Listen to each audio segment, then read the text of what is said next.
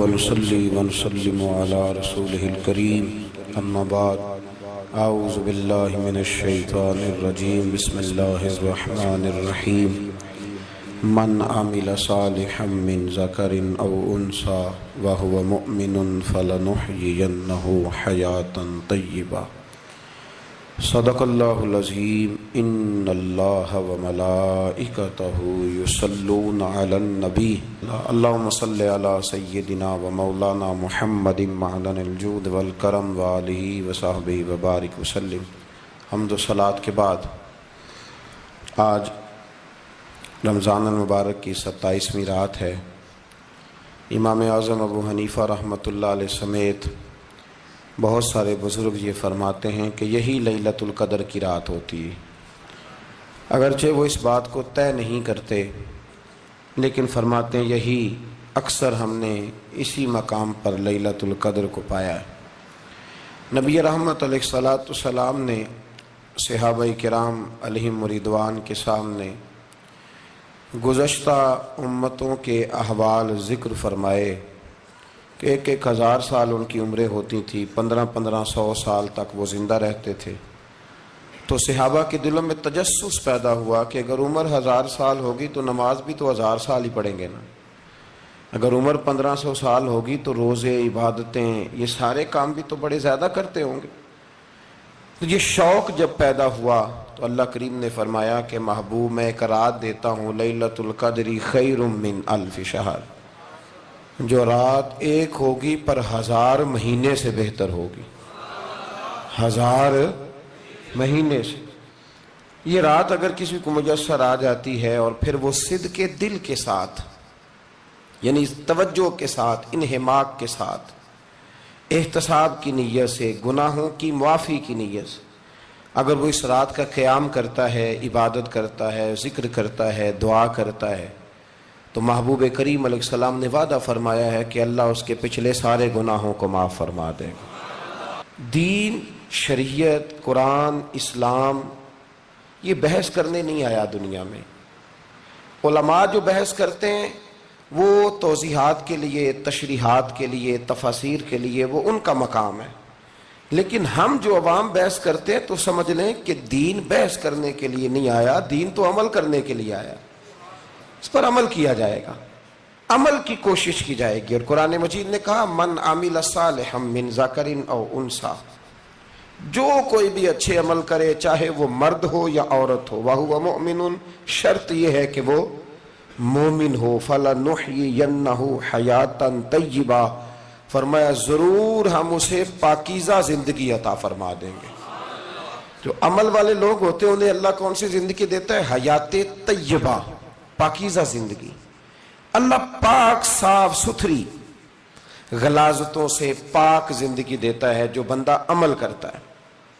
توبہ کا مطلب یہ ہوتا ہے کہ میں پچھلے گناہ پہ شرمندہ ہوں اور آئندہ نہ کرنے کا پکا وعدہ کرتا ہوں. انسان ہے، وعدے کے باوجود بھی کہیں غلطی کر لیتا ہے تو اللہ معاف کرنے والا ہے.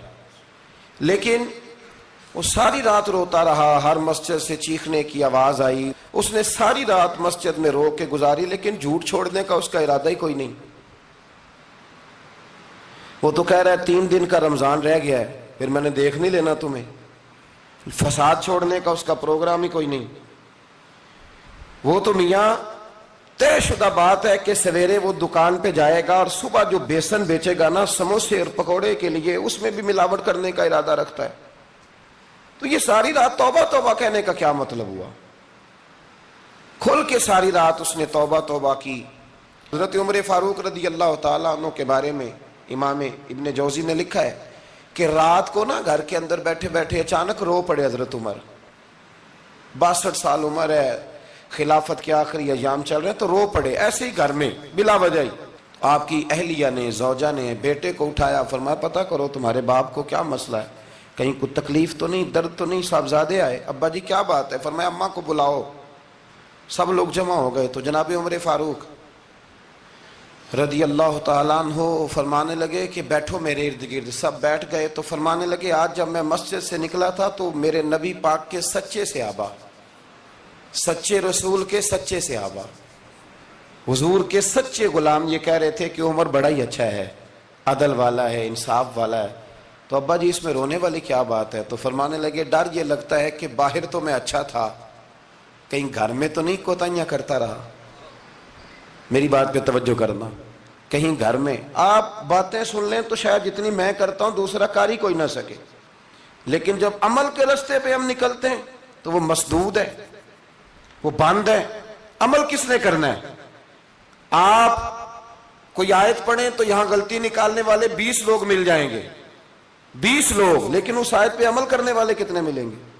تو حضرت عمر فاروق رو رہے تھے، کہنے لگے کہیں تمہارے حقوق تو نہیں پامال کرتا رہا؟ تو آپ کی اہلیہ نے جب سنا تو وہ کہنے لگی عمر مجھے تو بڑا پرانا شکوہ ہے، آپ کا جاہ و جلال اتنا تھا میں بات نہیں کر سکی۔ عمر تم نے سارا دن مسجد میں گزار دیا اور ساری رات نقاب اوڑھ کے مدینے کی گلیوں میں گزار دی، میں تو زندگی کی کوئی خوشی دیکھ ہی نہیں سکی۔ چاہ تو میرے اندر بھی تھے نا کہ میرا شوہر کچھ گھڑیاں بیٹھتا، کہیں مجھے لے کے جاتا، تو میں تو کچھ نہیں دیکھا، مجھے بڑا شکوہ ہے۔ تو حضرت عمر کہنے لگے چل اللہ کی رضا کے لیے معاف کر دے۔ بھئی معافی بیوی سے نہیں مانگی جا رہی، معافی اپنی غلطی کی مانگی جا رہی، یہ سمجھ لیں۔ بیوی کے لیے تو خاوند کا بہت بڑا مقام ہے نا، لیکن یہاں غلطی کس بات کی ہے؟ اپنی کمزوری پر غلطی کا اعتراف کر کے معذرت کا سوال کیا جا رہا ہے۔ تو حضرت عمر کہنے لگے معاف کر دے، تو اہلیہ کہنے لگی میں نہیں معاف کرتی، میری شرط پوری کریں۔ فرمایا وہ کیا؟ فرمانے لگی قیامت میں جب اللہ آپ کے لیے جنت کا حکم دے گا تو آپ میری سفارش کریں گے اللہ کی بارگاہ میں؟ سفارش کریں گے کہ یا اللہ مجھے کپڑے دھو کے دیتی تھی، میری عزت کی حفاظت کرتی تھی، میرے بستر کو پاک رکھتی تھی، کہیں گے؟ تو حضرت عمر فرمانے لگے تیرے ساتھ وعدہ رہا، رب نے اگر عمر کو اپنے فضل، اپنے کرم اور اپنے محبوب کے صدقے جنت دی تو عمر تیرے بغیر جنت میں نہیں جائے گا۔ عمل کا رستہ، عمل کا رستہ دیکھیں نا، 2 دفعہ استاد بات کرتا ہے، 2 دفعہ، اور کوئی زیادہ، ایک تو ہے نا کہ ایم اے اور جناب ایم ایڈ اور ایم فل اور پھر پی ایچ ڈی قسم کا استاد، ایک وہ جو matric P T C teacher ہے نا، وہ 2 دفعہ اسٹوڈنٹ کو کام کہے تو تیسری دفعہ وہ ناراض ہو جاتا ہے، کہتا ہے میں 2 دفعہ کہا ہے۔ بچے کو آپ 2 دفعہ کہتے ہیں اور اگر تیسری دفعہ کہنا پڑے تو غصہ آتا ہے نہیں آتا؟ بھئی تو نے اتنی دفعہ کہا تو سمجھ نہیں رہا بات کو۔ اور اگر اللہ کریم قرآن مجید میں سینکڑوں دفعہ کہے نماز پڑھو، سینکڑوں دفعہ، اور یہ بہانے کر رہا ہے، یہ بھی پروگرام بنا رہا ہے، پھر کہتا ہے میں بے چین رہتا ہوں، میں بے قرار رہتا ہوں۔ عمل کا رستہ اس کو اختیار کریں، آپ سکون میں رہیں گے۔ بد عمل آدمی اور بے عمل آدمی یہ ہمیشہ پریشان رہتے ہیں، ہمیشہ۔ عمل کریں، توبہ کریں تو پھر بدل جائیں، پھر تبدیلی آئے، اور یہ کوئی مشکل کام نہیں، جو بدلنے والے تھے وہ بدل گئے، بڑا کچھ کرتے تھے پر پھر وہ لوگ بدل گئے۔ حضرت فضالہ رضی اللہ تعالیٰ عنہ کہتے ہیں کہ میں بڑا دلدادہ تھا عورتوں کا، اور میرا ماحول یہ تھا کہ میں قتل بھی کر لیتا تھا، معاذ اللہ چوری بھی کر لیتا تھا، اور رات میری طبیعت تھی معاذ اللہ نئی سے نئی عورت کے پاس جانا۔ کہتے ہیں ابو جہل نے اعلان کیا کہ جو نبی پاک علیہ السلام کا سر اقدس معاذ اللہ کاٹ کے لائے گا، نقل کفر، کفر نہ باشد، 100 سرخ اونٹ انعام ملے گا۔ تو میں نے ارادہ کر لیا کہ میں بہت سارا انعام حاصل کروں گا۔ قرآن مجید میں نا اللہ فرماتا ہے کہ بہت سارے لوگ ایسے ہیں جنہیں اگر میں رزق میں کشادگی دے دوں، زیادہ پیسے دے دوں، فرمایا باغی ہو جائیں، وہ سرکش ہو جائیں۔ یہ بہت سارے لوگوں کو جو اللہ تبارک و تعالیٰ اعتدال میں رکھتا ہے تو یہ ان کے لیے بہتر ہے۔ ہر بندہ دولت کے ہوتے ہوئے نیک ہو سکتا، تو یہ اللہ اگر رکھتا ہے نا اعتدال میں تو شکر کرے اللہ کا، ورنہ تو لوگ عیاشیاں کریں، پتہ نہیں کیا کچھ کر گزرے۔ تو حضرت فضالہ کہتے ہیں کہ میں نے خنجر تیار کیا اور میں نے بغل میں اس کو چھپایا، اوپر میں نے چادر اوڑھ لی۔ اب مجھے پتا تھا ظہر کی نماز کے بعد نبی پاک صلی اللہ علیہ وسلم طواف کعبہ کے لیے، بیت اللہ شریف کے طواف کے لیے جاتے ہیں۔ کہتے ہیں میں بھی اس طرف بڑھا، رستے میں نا وہ خاتون جس کے گھر میں نے رات آنا تھا، میں نے دروازے پہ دستک دی، میں نے کہا کہ تیار رہنا، تیار رہنا، آج میں بڑے پیسے لے کے آؤں گا۔ اسے میں نے یہ کہا اور پھر میں چلا گیا بیت اللہ شریف کا طواف کرنے۔ کہتے ہیں اللہ کے محبوب بھی طواف کر رہے تھے تو میں نے بھی طواف شروع کر دیا۔ ارادہ یہ تھا کہ جہاں نبی پاک علیہ السلام میرے قریب سے گزریں گے تو موقع پا کر میں حضور کے جسم اقدس پر خنجر کھونپ دوں گا اور معاذ اللہ شہید کر دوں گا۔ کہتے ہیں حضور ایک دفعہ بھی میرے پاس سے گزرے تو میں ہمت نہ کر سکا، دوسری دفعہ بھی پاس سے گزرے تو میں ہمت نہ کر سکا، تیسری دفعہ بھی گزرے تو میں ہمت۔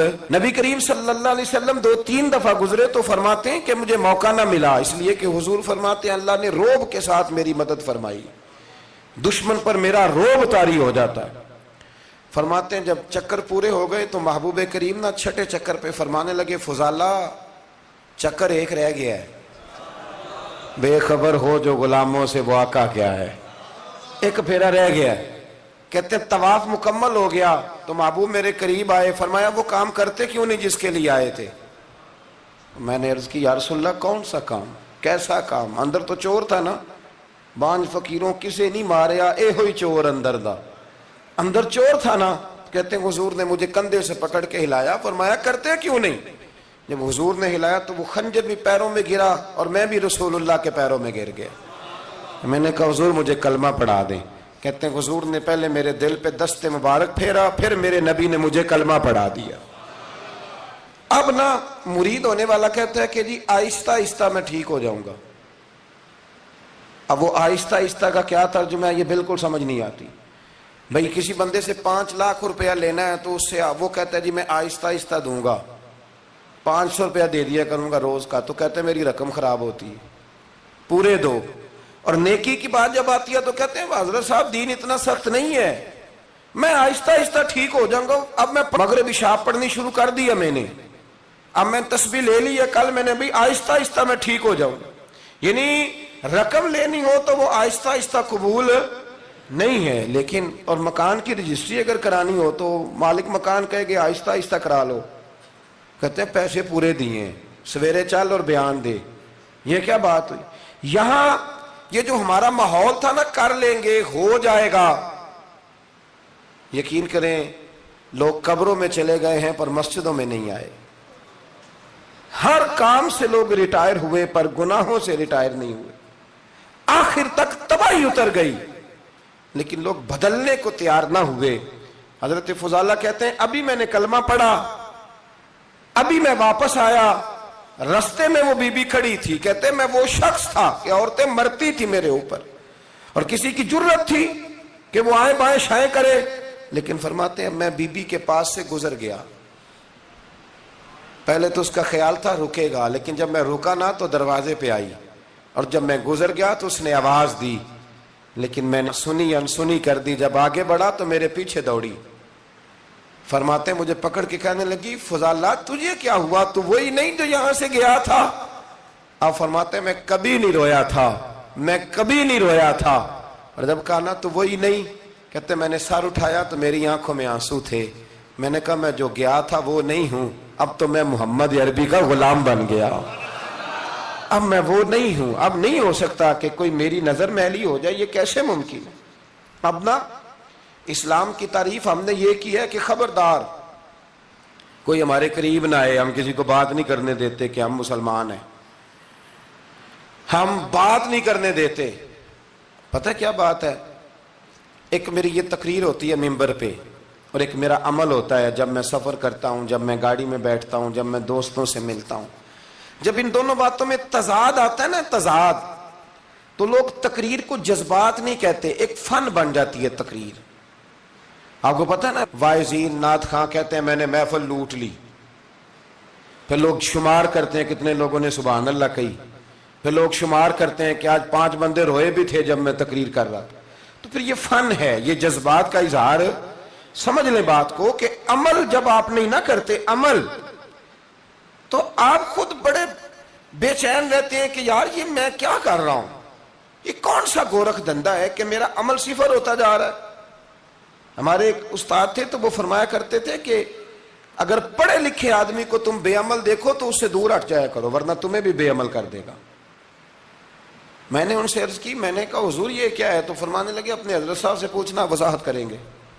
میں نے حضرت صاحب سے کہا جی عجیب بات کر دی ہے، علم والے بندے کے پاس بیٹھ کے تو علم آتا ہے، تو وہ فرما رہے تھے کہ علم والے بندے کے پاس اگر وہ بے عمل ہو تو بالکل نہ بیٹھنا،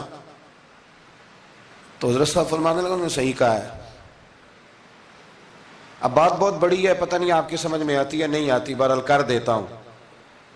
پڑھا لکھا بندہ اگر بے عمل ہو تو اس کے پاس ہے. تو میں نے کہا حضور کیوں؟ فرمانے لگے اس لیے کہ وہ اپنی بے عملی پر بھی دلائل دے گا، وہ بے عملی پر بھی دلیلیں قائم کرے گا کہ یہ وجہ ہے تو اس لیے میں ایسے کر رہا ہوں. تو چونکہ وہ بے عمل ہے اور ہے پڑھا لکھا، نبی کریم صلی اللہ علیہ وسلم کے غلام نہ پل بھر میں بدل جاتے تھے. اور اللہ تعالیٰ بھی نا بڑے موقع دیتا ہے ہمیں، بڑے موقع. حضور نے فرمایا جس نے ایمان اور احتساب کی نیت سے روزے رکھے وہ نئی زندگی کا آغاز کرے، اس لیے کہ اللہ نے اس کے پچھلے سارے گناہ معاف فرما دیے. میرے نبی کریم علیہ السلام نے فرمایا جو شخص بیمار ہو گیا، مریض ہو گیا، اور نسائی شریف میں فرمایا کہ 3 دن تک بستر پہ رہا اور اس نے شکوہ نہ کیا اللہ کا، اور جب وہ شفا یاب ہو کے بستر سے اٹھا ہے نا تو اب اللہ نے اس کے پچھلے سارے گناہ معاف فرما دیے. اور فرمایا جو حج کرنے گیا، حج کر کے واپس آیا، اللہ کے حبیب فرماتے ہیں یوں سمجھے کہ میں آج ہی ماں کے پیٹ سے پیدا ہوا. بڑے موقع اللہ نے دیے، بڑے موقع، بڑے سارے موقع عطا فرمائے کہ میں تیرے پچھلے گناہ معاف کر دوں گا. تو بھی تو نئی زندگی کا آغاز کرنا، تو بھی تو شروع کرنا نئے سرے سے، تو بھی تو بدل کے آنا، تو بھی تو اپنے اندر تبدیلی پیدا کرنا. سالوں بیت گئے، ہمیں سالوں بیت گئے، تقریر کرتے، تقریر سنتے، قرآن سنتے، پورا قرآن سنتے، ترجمہ اور تفسیر لوگوں نے پڑھ پڑھ کے بڑا جگہوں پہ لوگ دلائل دیتے، بات کرتے. کب وہ وقت آئے گا جب ہم عمل کریں گے؟ تھوڑا مجھے سفر کرنا پڑتا ہے، دنیا میں گھومتا رہتا ہوں، تو کچھ چیزیں ایسی ہوتی ہیں جو کبھی کبھی انوکھی ہو جاتی ہیں. میں ایک جگہ پہ تھا تو وہاں 4 5 6 عمرے کے ٹکٹ تھے محفل میں. تو ہمارے آپ کو پتہ ہے نا وہ جو دلیلوں والے لوگ ہیں ان بیچاروں کو بھی کوئی دلیل نہیں ملتی. تو ایک صاحب مجھے کہنے لگا جی عمرے کا ٹکٹ دینا جائز ہے قرآن اندازی کر کے؟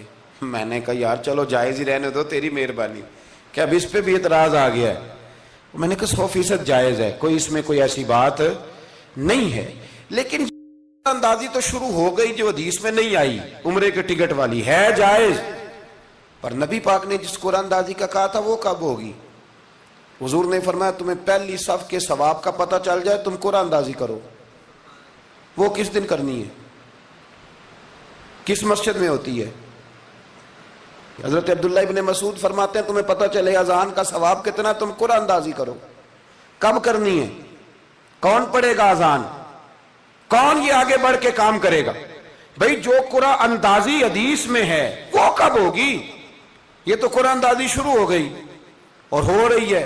اب تو لوگ جہیز دینے لگے ہیں قرآن اندازی کر کے، یہ ماحول بن گیا. دین عمل کرنے کے لیے آیا ہے. جو حکم میرے نبی پاک کے غلاموں کو ملا انہوں نے عمل کر کے دکھایا، انہوں نے عمل کر کے دکھایا. وہ عمل کے میدان کے لوگ تھے. حضرت ابوبکر صدیق سے زیادہ روایات مروی نہیں ہیں، اگر ڈھونڈنے نکلو گے تو زیادہ قول نہیں ملیں گے ان کے. حضرت عمر فاروق کے زیادہ اقوال، زیادہ ارشادات آپ کو نہیں ملیں گے. حضرت سیدنا عثمان غنی کی زیادہ باتیں آپ کو نہیں ملیں گی. ان کا عمل ملے گا، ان کا کردار ملے گا، ان کا لب و لہجہ ملے گا، زندگی گزارنے میں کیا طریقہ اختیار کیا وہ آپ کو ملے گا. اب تو وہ لوگ رخصت ہو گئے جن کے عمل سے لوگ زندگی پکڑتے تھے، عمل سے، کردار سے. تو عمل کا رستہ کب اختیار کریں گے؟ آگے کب بڑھیں گے؟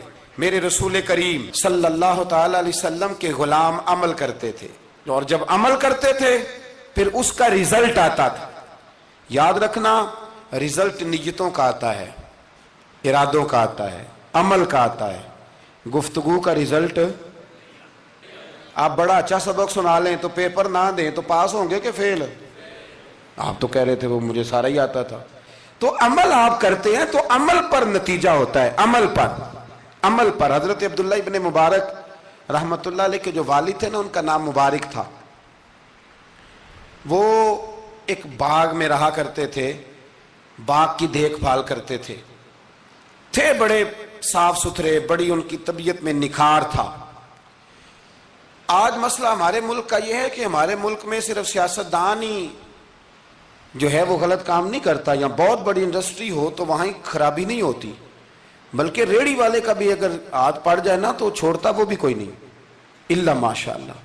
وہ بھی جو اچھے اچھے آم ہوتے ہیں وہ فرنٹ پہ لگائے ہوتے ہیں، اس نے دکھانے کے لیے اور ہوتے ہیں اور دینے کے لیے اور ہوتے ہیں، اور وہ کہتا ہے کہ یہ بھی تو میں نے بیچنے ہیں نا، تو بھئی اگر یہ بھی بیچنے تھے تو اکٹھے لگانے چاہیے تھے، لیکن معیار ہے نا ہمارا، عمل کا رستہ مسدود ہے۔ حضرت مبارک جو تھے وہ مالی کے طور پر غریب آدمی تھے تو کام کاج کرتے تھے۔ تو ایک دن باغ کا مالک آ گیا، اس نے آ کے آپ سے کہا کہ کنوں کا باغ تھا، اس نے کہا کہ لاؤ ایک، کنوں لا کے دیا تو کھٹا تھا، اس نے کہا یہ نہیں ٹھیک، دوسری درخت سے لاؤ، دوسرے سے لائے تو وہ بھی کھٹا تھا، تیسرے سے لائے وہ بھی کھٹا تھا۔ کہنے لگا بیٹے کتنے سال ہو گئے تمہیں؟ تو فرمانے لگے 10-12 سال۔ تو کہنے لگے تمہیں ابھی بھی نہیں پتا کس جگہ کا کنوں میٹھا ہے، سارے کڑوے لائے ہو؟ تو آپ فرمانے لگے آپ نے مجھے دیکھ بھال کے نہیں رکھا ہوا ہے، کنوں چکھنے کے لیے نہیں رکھا، مجھ سے قسم اٹھا لیں کبھی میں نے چکھا بھی ہو، اس لیے کہ میرے ذمے اور کام۔ باغ کا مالک اتنا خوش ہوا کہ اس نے آزاد بھی کر دیا، اپنی بیٹی کا نکاح بھی کر دیا، اور وہ باغ بھی آپ کو تحفے میں ہی دے دیا۔ ان کے گھر حضرت عبداللہ بن مبارک پیدا ہوئے۔ ان کے والد گرامی کہتے ہیں کہ ایک دن پھر ایسا ہوا کہ میں نے نا باغ بڑا سجایا، سوارا، محنت کری، بادشاہ آ گیا۔ تو بادشاہوں کو بھی کچھ چیزیں پسند آ جاتی ہیں نا، اور ہمارے ملک میں تو ڈھیر سارے لوگ بادشاہ ہیں، ڈھیر سارے لوگ بادشاہ ہیں۔ اگر کسی تگڑے بندے کو کسی غریب کی جھونپڑی پسند آ گئی پھر اسے دینی ہی پڑے گی، بلکہ ایسی ایسی خبریں سننے کو ملتی ہیں کہ چودھری صاحب نے آ کے کہا ہے کہ مفت دینی ہے کہ پیسے لے کے دینی ہے، یہ یہاں تک خبریں۔ تو بادشاہ آ گیا، اس نے دیکھا بڑا سجا سنورا باغ ہے، اس نے حضرت مبارک سے کہا کہ مجھے نا جوس بنا کے پلاؤ کنوں کا۔ تو حضرت نے اسے نا جوس دیا، اس نے پیا تو بڑا مزہ آیا، کہنے لگا ایک گلاس اور نہیں دیتے؟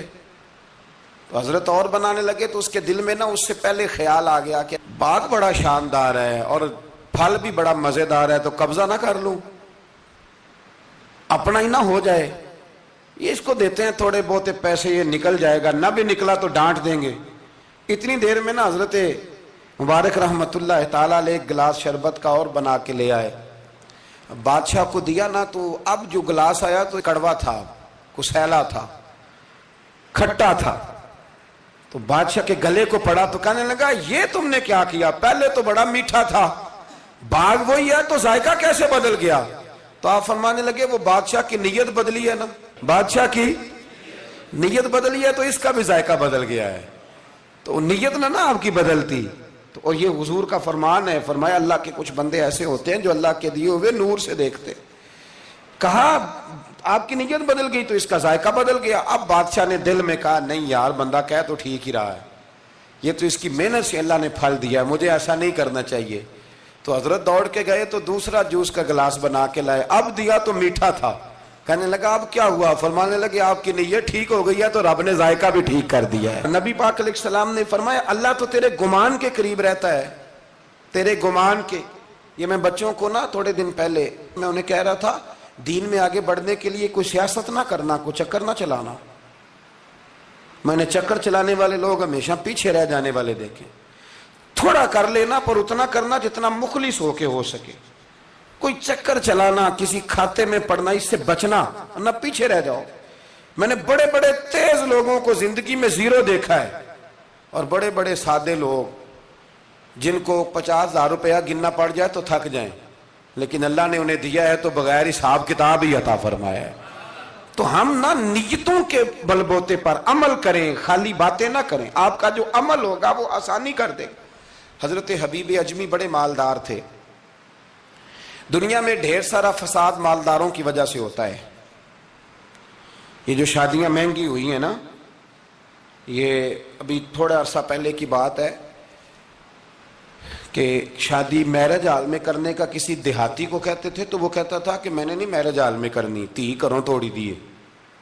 اب کیا ہوا ہے؟ کوئی منع کرتا ہے؟ بلکہ جو بڑے دور دراز دیہات ہیں ان میں بھی میرج ہال بن گئے۔ یہ امیر کچھ قباحتیں ایسی پیدا کرتے ہیں کہ غریبوں کے لیے بھی مشکل ہو جاتی ہے۔ یہ کچھ ایسے معاملات لاتے ہیں میدان میں کہ پھر عام لوگوں کے لیے اس میں مشکلات ہوتی ہیں، چونکہ وہ رواج بن جاتا ہے معاشرے کا۔ پیسے والا آدمی اس رواج کو لاتا ہے میدان میں، اس سے خرابی ہوتی ہے۔ اور پھر میرے غریب کا یہ حال ہے کہ امیر کو رسم چھوڑ دے تو چھوڑ دے، غریب کو قرضہ اٹھانا پڑے، چھوڑنی کوئی شے نہیں اس نے، جو مرضی ہو جائے، اس نے کوئی چیز پیچھے نہیں ہونے دینی۔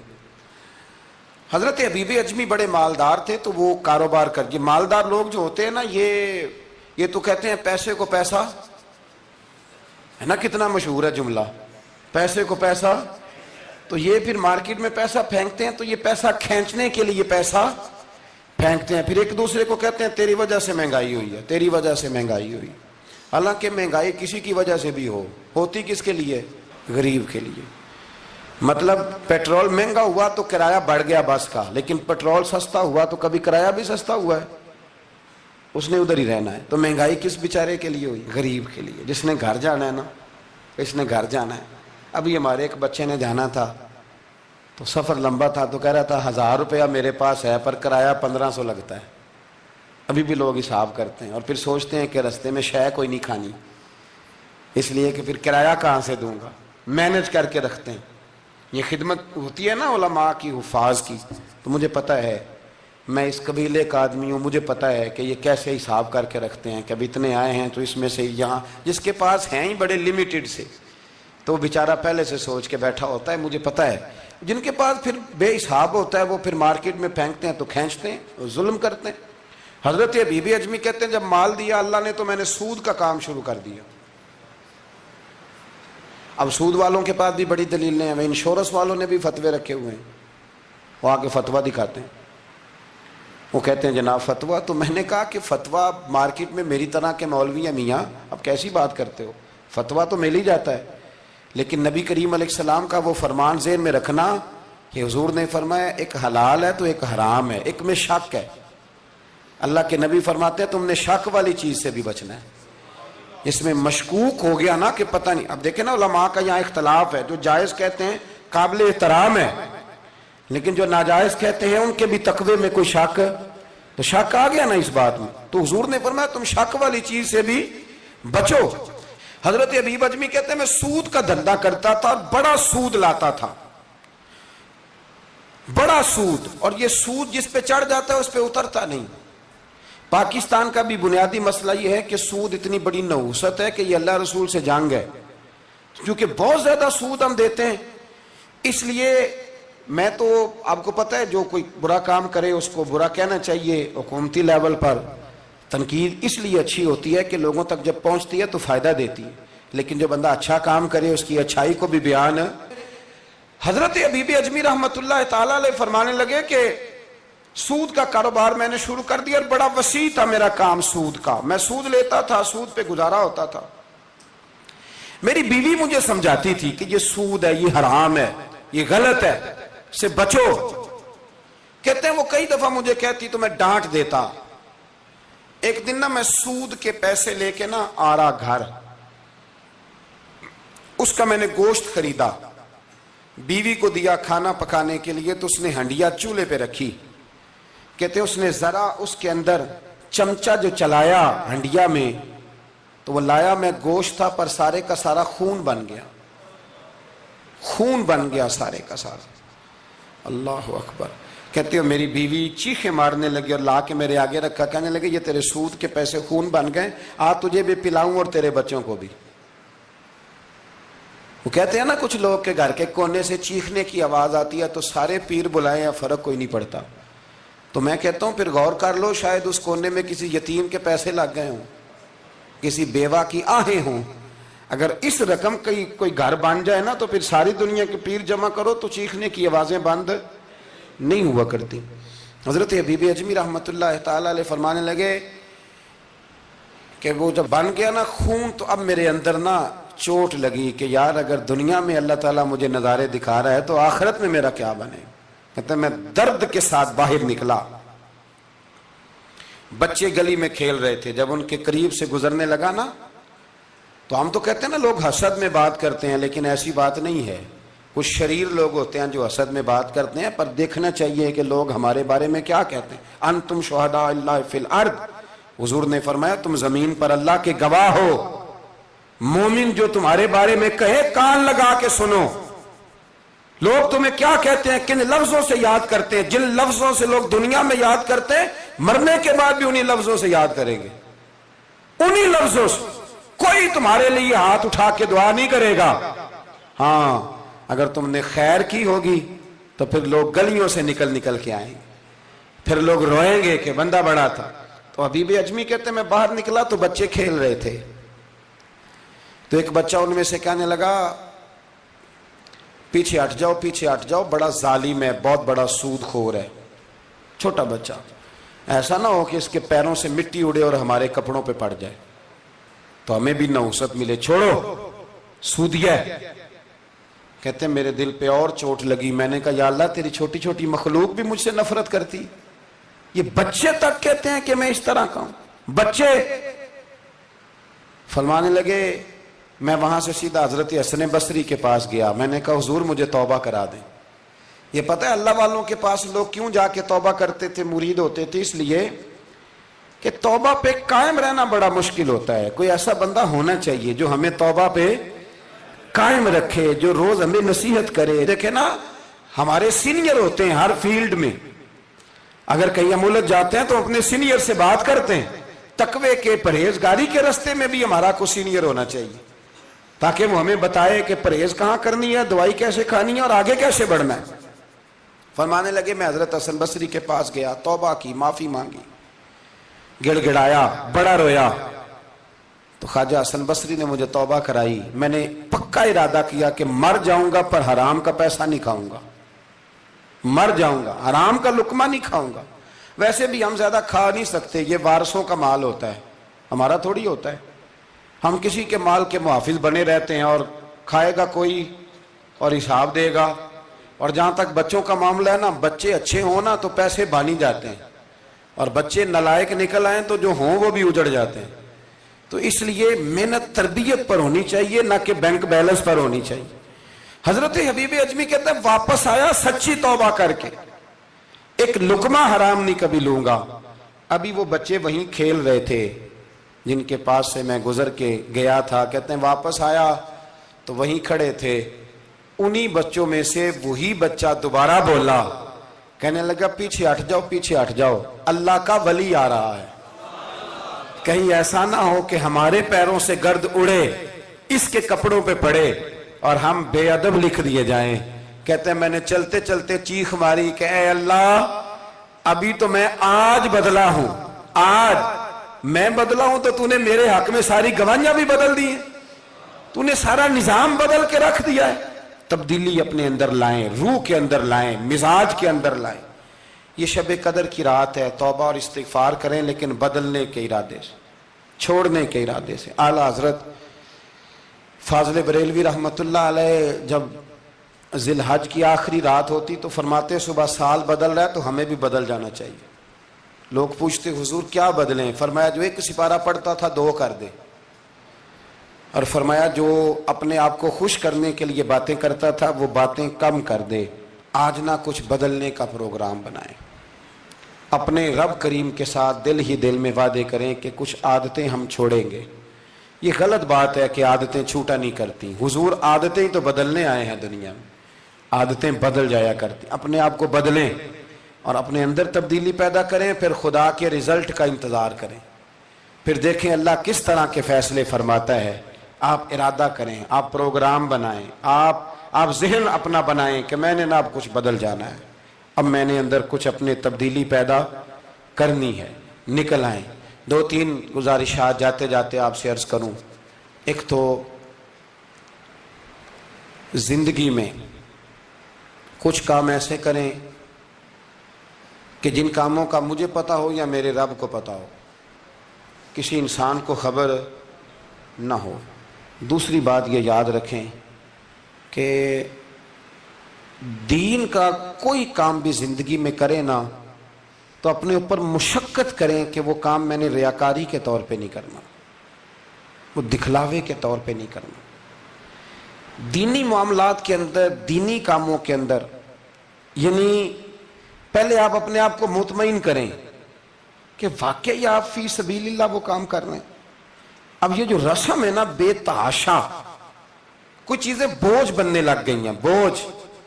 طبیعت محسوس کرتی ہے کہ یہ کیا ہو رہا ہے، مطلب ہم یہاں بھی ہم وہ کام کریں گے سیکھ کے سن کے تیار کر کے، باہر آئیں تھوڑا۔ حضرت ابو مرتعش ایک درویش گزرے، وہ کہتے ہیں میری حج کی تیاری تھی، میں گھر میں بیٹھا تھا بالکل تیار تھا، کل پرسوں جانا تھا، تو میری اماں نے پانی مانگا، بیٹا پانی دینا۔ رسالہ ایک کشہریہ میں اس کو لکھا ہے، کہتے ہیں اماں جی نے کہا پانی لاؤ، تو میں نے نا چھوٹے بھائی سے کہا اماں جی کو پانی دینا، اماں جی نے مجھ سے پانی مانگا ہے۔ یہ جو پیر صاحب ہوتے ہیں ان کو بھی اماں کی خدمت کرنی چاہیے کہ نہیں کرنی چاہیے؟ وہ جو انڈسٹری کا مالک ہے 2 کروڑ روپیہ وہ نرس رکھ دے اماں کو کہ خود اماں کو روٹی کھلائے؟ وہ کہتا ہے میں کر تو رہا ہوں، میں ہی تو تنخواہ دیتا ہوں، بی بی جو رکھی ہوئی ہے۔ کس کو خدمت کرنی چاہیے؟ ڈاکٹر صاحب کو، انجینئر صاحب کو۔ نبی وقت بھی ہو نا، نبی وقت بھی اور ولی وقت بھی، تو ماں اس کے لیے بھی قابل تعظیم ہوتی۔ آپ بات کو سمجھیں، نبی کریم علیہ السلام تو اپنی رضائی ماں آتی تھی تو حضور اٹھ کے کھڑے ہو جاتے تھے۔ حضور نے کہا یہ تعظیم کا موقع ہے۔ حضرت ابو مرتعش کہتے اماں نے پانی مانگا، کل میں نے حج پہ جانا تھا، چھوٹے بھائی سے کہا ذرا اماں کو پانی دینا، چونکہ میں تو پیر صاحب ہوں، میں تو علامہ صاحب ہوں، 25-30 آدمی ابھی گلی میں کھڑے ہیں مجھے ملنے والے، پتر تو پانی لا دے، پانی کی بات ہی ہے نا۔ کہتے فوراً میرے دل میں خیال آیا کہ سینکڑوں میل کا سفر حج کا پیدل کرنا ہے، اس کے لیے تیرا نفس تیار ہے، اور یہاں سے اٹھ کے وہاں مٹکے سے پانی ڈالنے جانا ہے اماں کے لیے، اس کے لیے ذہن تیار نہیں۔ فرماتے ہیں پھر میرے اندر سے آواز آئی کہ یہ تو حج کرنے جا رہا ہے نا، اس میں لوگ تجھے حاجی کہیں گے، اور واپسی پہ تیرے گلے میں پھولوں کا ہار ڈالیں گے، لیکن اماں کو پانی پلانے پر تو کوئی بندہ انعام نہیں دے گا، کوئی شور نہیں ہوگا۔ تو فرماتے ہیں میں سمجھ گیا کہ ابھی میں حج کے لیے نفسیاتی طور پر تو تیار ہوں پر دلی طور پر تیار نہیں ہوں۔ کہتے ہیں میں نے حج کا ارادہ چھوڑ دیا۔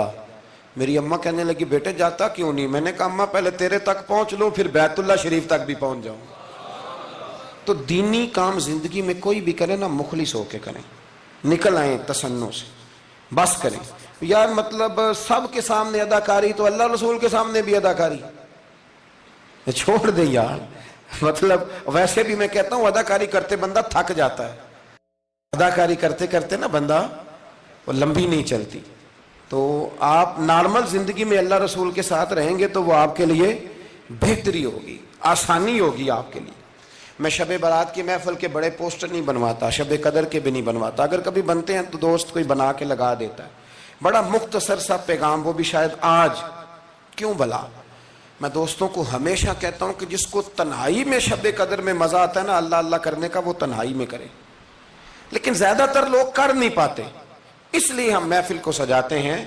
اس میں کوئی ایسا مقصد نہیں، کوئی ایسا معاملہ نہیں، خدا را کچھ تھوڑا سا اخلاص للہیت پیدا کریں طبیعت میں، اور کبھی بھی دین کے معاملے میں کسی جگہ بھی کوئی ایسا کام نہ کریں جس میں رکاوٹ ہو، آزمائش ہو۔ ابھی کی بات بتاتا ہوں، میں نے ہمارے جو تراویح کے حافظ صاحب ہیں ان کی خدمت کی۔ ابھی ہم نے، مجھے ایک سنگی کہنے لگے آپ نے بتایا نہیں کیا دیا ہے۔ میں نے کہا میرے خیال میں بتانے کے لائق ہوتے تو شاید بتاتا، اب آپ کسی کو 2-4 ہزار دے کے اس کا اعلان کریں گے تو یہ کچھ چیزیں ہیں نہیں اعلان کرنے والی۔ پھر یہ کہ وہ میں دیکھتا رہتا ہوں نا جی، تصویریں پہنچتی رہتی ہیں کہ جو 500 دے رہا ہے وہ بھی فوٹو کھنچوا رہا ہے، جو سوٹ دے رہا ہے وہ بھی فوٹو کھنچوا رہا ہے۔ تو جو ایک جگہ پہ میں کھانے کے لیے بیٹھا تھا ٹیبل پہ، تو انہوں نے پہلے نا برتن اٹھا کے تو چاولوں کی فوٹو کھینچی، پھر قورمے کی کھینچی، پھر ساری چیزوں کی۔ تو میں نے کہا کہ یار پہلے ہمیں پوچھ لو ہم نے کیا کیا کھانا ہے، جو کھائیں گے اس کی فوٹو کھینچ لینا۔ اب تم ہماری فوٹو کے ساتھ قورمہ فٹ کرو گے تو لوگ تو کہیں گے نا مولانا کھا کے گئے، تو میں نے پتہ نہیں کھانا ہے نہیں کھانا۔ تو آپ ڈریں اللہ تعالیٰ سے، ہر بات میں تھوڑی یہ مطلب تسنع آئے گی، ہر بات کے اندر تھوڑا یہ معاملہ رہے گا۔ تو تیسری گزارش جو بڑی ضروری اور بڑی اہم ہے، دنیا میں جو چیز اس وقت سب سے زیادہ پریشانی کا شکار ہے وہ دینی اقدار ہیں۔ ہر شعبے میں تیزی سے کام ہو رہا ہے، تیزی سے، اور دینی اقدار کو لوگ پیچھے کرتے جا رہے ہیں۔ کئی بہانے ہیں لوگوں کے پاس، کہتے ہیں مولوی لڑتے بڑا ہیں تو ہم کدھر جائیں، تو میں کہتا ہوں کون سا مولوی کہتا ہے شراب پیو؟ کہا ہے کبھی کسی مولوی نے؟ وہ کوئی بھی ہو، کسی نے کہا ہے کہ رشتہ داروں کے تعلقات خراب کر لو؟ کسی نے کبھی کہا ہے کہ ڈاکے مارو؟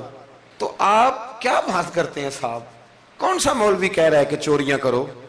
تو دینی اقدار اور چیز کا نام ہے، اصول میں اختلافات ہیں، وہ اپنی جگہ پہ قائم ہیں، وہ رہیں گے، چلے آ رہے ہیں، لیکن آپ دینی اقدار کا خیال کریں۔ اب نئی بحث چھڑ گئی ہے کہ مسجد میں سیمنٹ کی بوری دینے سے بہتر ہے کسی غریب کو آٹے کا تھیلا دے دو۔ اصل بات یہ غریبوں کی آواز بند کرنا چاہتے ہیں۔ ایک مسجد واحد جگہ ہے جہاں سے غریبوں کی آواز بلند ہوتی ہے۔ سویرے تجربہ کرنا، سویرے کسی مسجد میں افطاری کے وقت پہنچنا، لائنوں میں لگ کے لوگ افطاری کر رہے ہوں گے اور سینکڑوں لوگ روٹی کھا رہے ہوں گے، اور ان میں امیر کوئی بھی نہیں ہوگا، سارے ماڑے لوگ ہوں گے۔ تو مسجد ہی تو ہے، جب بنتی ہے تو غریب کی بات ہوتی ہے، غریب کو روٹی ملتی ہے۔ یہ مدارس کے اندر سیٹھوں کے بچے پڑھنے آتے ہیں، تو یہ کفالت خانہ نہیں سمجھتے آپ تو لوگوں کو بھکاری بنا رہے ہیں، بھکاری۔ مجھے پتا ہے کہ بہت بڑے ہاسپٹل میں جو صدقات اور زکوٰۃ کے نام پہ بنا ہے، وہاں بھی اگر آپ نے علاج کرانا ہے تو آپ کو پہلے رسوا ہونا پڑتا ہے۔ ناراض نہ ہونا، میں بتا رہا ہوں رسوا ہونا پڑتا ہے، میں ذمہ داری سے کہہ رہا ہوں۔ وہ کہتے ہیں جاؤ جا کے اپنے علاقے سے لکھوا کے لاؤ کہ ہم نے زکوٰۃ میں سے علاج کرانا ہے۔ لکھوانا پڑتا ہے کہ نہیں لکھوانا پڑتا؟ یعنی جو ہسپتال بنا ہی صدقات اور زکوٰۃ پہ ہے، میں کسی کو ٹارگٹ نہیں کر رہا، لیکن وہ کہتے ہیں جاؤ 4 آدمیوں سے لکھوا کے لاؤ۔ پہلے آپ نے لکھوانا ہے، پھر آپ نے تصدیق کرانی ہے، پھر پاپڑ بیلنے۔ تو کتنے لوگوں کے سامنے پردہ کھلا کے زکوٰۃ کے ساتھ آپ یہ کرا رہے ہیں۔ اور اصول کیا ہے؟ صدر الشریعہ فرماتے ہیں اگر تمہیں پتہ ہے میرے بھائی کو زکوٰۃ لگتی ہے تو بتا نا زکوٰۃ ہے، اسے کیا یہ عیدی ہے، بچوں کے کپڑے لے لینا، اسے بتا نا، پڑھیے بارے شریعت، بتا نا، اسے کہہ کہ یہ میری طرف سے تحفہ ہے، اسے کہہ ہی نا۔ اسلام اتنی پردہ داری، یہ جو ہمارے مدارس ہیں نا، میں بڑی ذمہ داری سے، یہ مجھ سے پہلے ایک دوست نے پوچھا، پھر 2 4 5 لوگوں نے پوچھ لی یہ بات، تو میں نے کہا کہ نبی پاک کو یتیموں غریبوں کا بڑا خیال تھا، پر حضور نے تو مدینے آ کے سب سے پہلے مسجد ہی بنائی ہے، حضور نے باقی سارے کام بعد میں کی۔ تو یہ اب نیا پراپوگنڈا ہے۔ دینی اقدار میں تھوڑا تھوڑا نا اپنا حصہ ڈالے۔ کس طرح بھلا؟ کس طرح؟ جب بہت سارے لوگ دین کے مخالف بات کر رہے ہوں تو آپ ایک آواز صرف بلند کر دیں کہ نہیں یار ایسی کوئی بات نہیں ہے، دین کل بھی قابل عمل تھا، آج بھی قابل عمل ہے، قیامت تک قابل عمل رہے گا۔ آپ اپنا حصہ ڈالیں۔ وہ چندے دینے، وہ باقی معاملات بڑے بعد کے ہیں، لیکن میں سمجھتا ہوں سب سے زیادہ جس چیز کی ضرورت ہے وہ یہ ہے کہ ہم دین کے نمائندے بنیں۔ اب نہ 50 لوگ دین مخالف بات کر رہے ہوتے ہیں، پر ایک بھی اٹھ کے کہتا نہیں کہ یار یہ آپ ٹھیک نہیں کہہ رہے، یہ بات غلط ہے، یہ درست نہیں ہے۔ میں آپ سے گزارش کروں گا، وہ آپ کسی میدان میں بھی ہیں، کسی چوک میں بیٹھے ہیں، سوشل میڈیا پہ بیٹھے ہیں، کہیں بھی بیٹھے ہیں، آپ اپنے دین کے نمائندے بنیں۔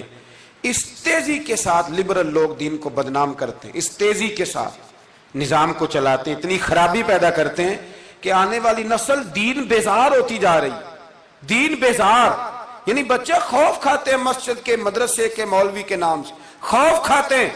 اور خدا کے بندو، جس بندے نے پاکستان بنایا تھا نا، خواب دیکھا تھا، وہ بندہ اس دور میں پی ایچ ڈی تھا جب پی ایچ ڈی بندے چراغ لے کے نہیں ملتے تھے۔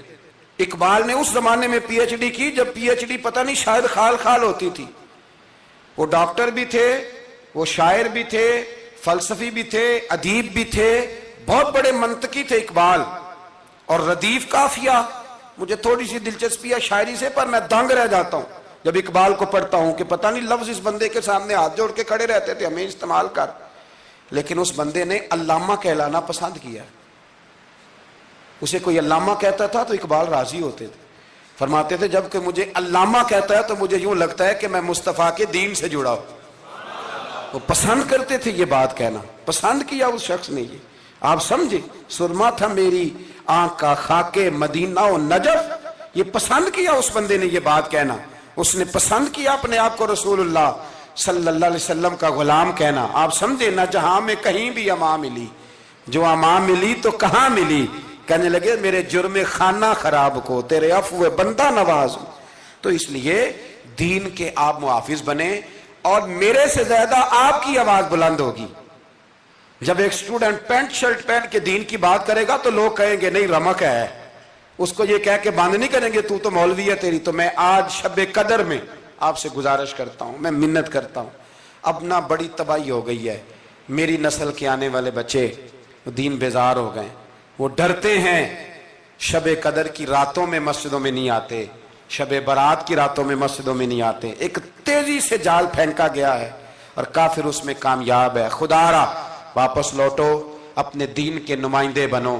اقبال کہا کرتے تھے میری زندگی کا مقصد تیرے دین کی سرفرازی, میں اسی لیے مسلمان, میں اسی لیے نمازی. کہنے لگے یا رسول اللہ میں مسلمان بھی اس لیے ہوں کہ میں دین کی بات کروں گا, اور نماز بھی اس لیے پڑھتا ہوں کہ تیرے دین کا جھنڈا بلند ہوگا. پر دین نبی دا وانگ یتیمہ رووے تے کرلاوے, تے آکھے میں کتھوں لبا عمر بہادر جڑا مینوں سینے لاوے. بڑی قسم پرسی ہے. دین کے نمائندے بنو, دین کی ذمہ داریوں پر آپ اپنا کردار ادا کرو, یہ بڑا ضروری ہے. تھوڑی منصوبہ بندی دین کے لیے بھی کرو. اگر پروفیسروں میں, ڈاکٹروں میں, انجینئر لوگوں میں, سیاستدانوں میں آپ کو اچھے لوگ مل جاتے ہیں اور آپ دل و جان سے ان پہ قربان ہونے لگتے ہو, تو کوئی دیندار بھی تلاش کاری لو, انشاءاللہ بڑے بڑے اچھے لوگ مل جائیں گے, اور اللہ کے فضل سے مل جائیں گے, اللہ کے کرم سے مل جائیں گے.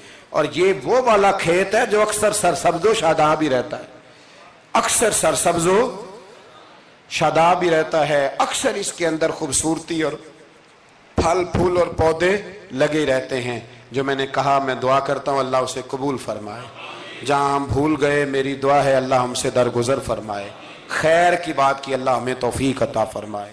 اللہ اللہ اللہ لا الہ الا اللہ اللہ اللہ لا الہ الا. آمینہ بی بی کے گلشن میں آئی ہے تازہ بہار. آمینہ بی بی کے گلشن میں آئی ہے تازہ بہار. پڑھتے ہیں صلی اللہ وسلم, پڑھتے ہیں صلی اللہ وسلم, آج درو دیوار مدنی. اللہ اللہ اللہ لا الہ الا